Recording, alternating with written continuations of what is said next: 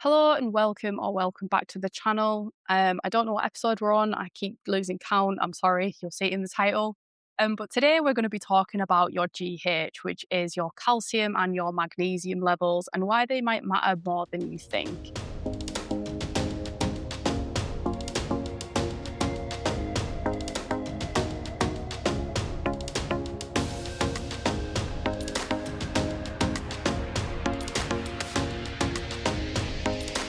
Going to be tackling something that I think a lot of hobbyists might overlook. And we've talked about macronutrients like nitrogen, phosphate, potassium.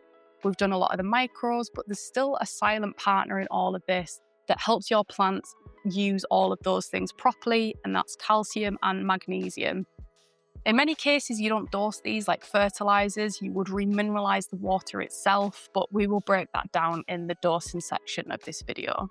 So what exactly is GH? Well, GH stands for general hardness, and it's the total concentration of two key ions in the water column, calcium and magnesium. So calcium helps give plants strong cell walls and roots, and magnesium is central to chlorophyll and photosynthesis. And together they help the plants actually use the nutrients that you've been dosing.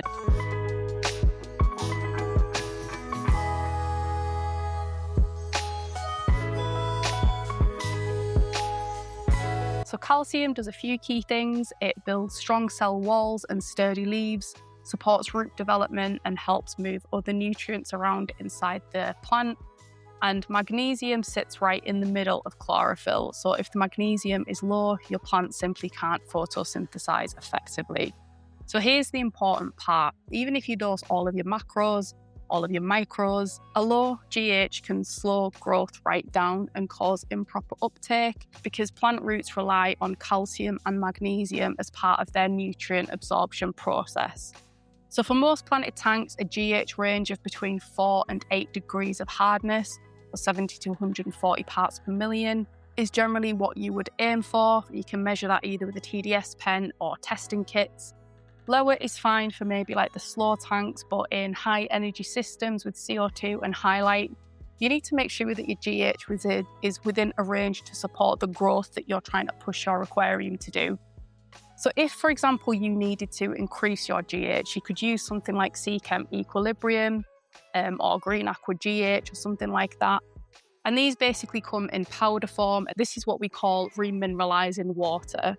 So if you use RO water or you live somewhere where your tap water is very soft, your GH could be very low. And that's where a product like Equilibrium or just a GH salt would come in. And it's designed to stabilize and raise your GH only, so just the calcium and magnesium.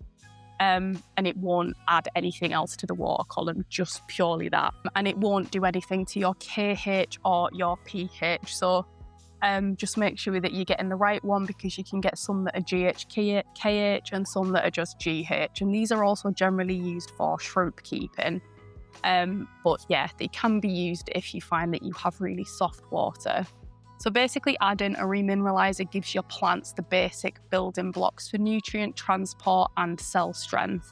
And you don't dose this like daily like you would a normal fertilizer. You would just do this based on water changes. So when GH is within the correct range, plants can take up potassium, nitrate, phosphate, iron, and all the other nutrients a lot more effectively. And if your GH is low, you will definitely see deficiency symptoms, even if all the other nutrients are fine. And what you would likely see is extremely deformed leaves, like curling. Older leaves would be yellow and weak stem structure, so basically just brittle plants. So it's a little bit different from a micronutrient deficiency, although some of the symptoms probably do cross over a little bit. But GH is like overall about structure and nutrient uptake and how well your plants can do that. And by now with this series, you kind of will have established that everything is always about balance. It's a word that's thrown around in this hobby so much. And this is kind of why. It's just making sure that everything's available in the right ratios in order to get the best and most optimal plant growth. So does GH directly connect to algae, or does it cause algae? And the answer is no, not really. A low GH can contribute to it indirectly because of obviously weak plants. But if your GH was high, you wouldn't strictly get more algae. It's just that you would want to kind of keep the GH range within the optimal levels for the plants. Obviously, anything outside of those ranges could give room to algae, but it's more of an indirect cause rather than a direct cause. So some common myths or misconceptions is that GH only matters to fish and that it doesn't matter to plant health. And of course, as we've established, that is not true. And obviously, do not dose GH daily like ferts. You kind of just do it once until your next water change, and you would just top up your tank with RO water if this is something that you are having to use. So calcium and magnesium aren't just extra, they're definitely essential for making everything else that you dose in your tank actually work. So hopefully that gives you a little bit more insight and why it is so important in your aquarium. And again, thank you for watching. If you like this, please don't forget to maybe, if you want to, like and subscribe to the channel. Really appreciate it. Really helps me out and allows me to create more content for you. And I will see you on the next one.